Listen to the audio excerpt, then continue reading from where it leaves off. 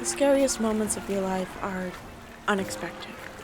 They happen during times when you are happy and safe. You think nothing could go wrong. You let your guard down. Around Madeline, I always felt that way. We had known each other since the 5th grade when I sat down next to her on the first day of school. We got in trouble for talking too much, and we were separated.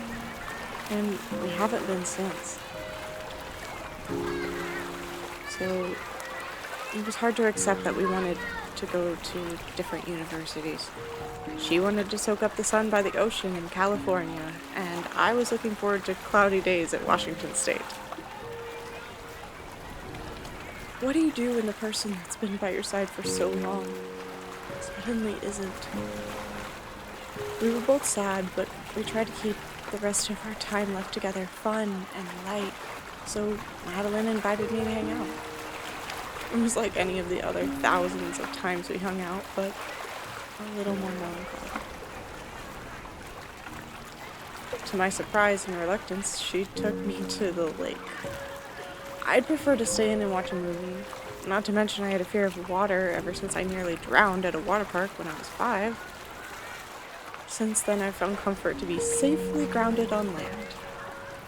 Of course, Madeline knew all of this, but was far more adventurous and insisted that I try new things, never letting fear hold me back. Once again, she tried to get me to go into the water, and as a person of habits, I once again refused. As different as we were, that's what made us work, is that we could enjoy each other's company while doing what each wanted to.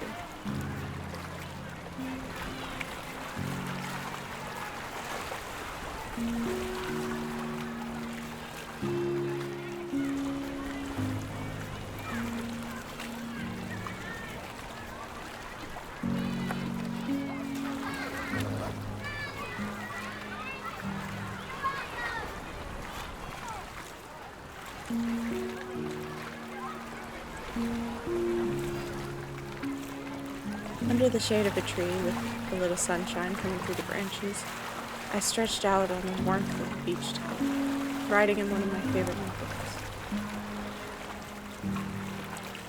Madeline took off towards the water. I remember peering up from my pages in my notebook, checking on her.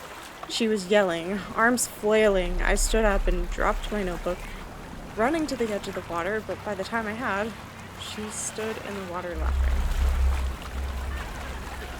For a moment, after the fear had subsided, anger spread through me. Though quickly fleeting, as I could never stay mad at her for any real length of time, I rolled my eyes, picked up my notebook, and sat back down, so that I could dive back into my own thoughts, writing them down.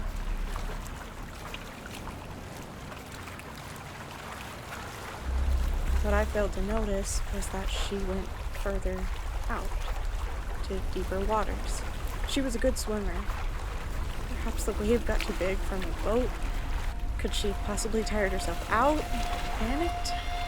While I sat there writing, ignoring her calls, believing it to be nothing more than another joke to get me to join her for her swim, her head slipped beneath the water, not to surface again. She had gone quiet, and when I looked up, she was gone.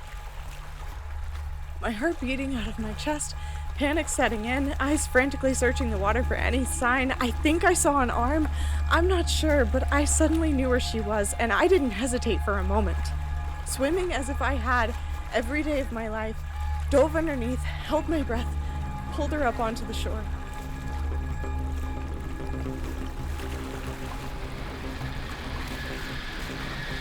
My mind is spinning.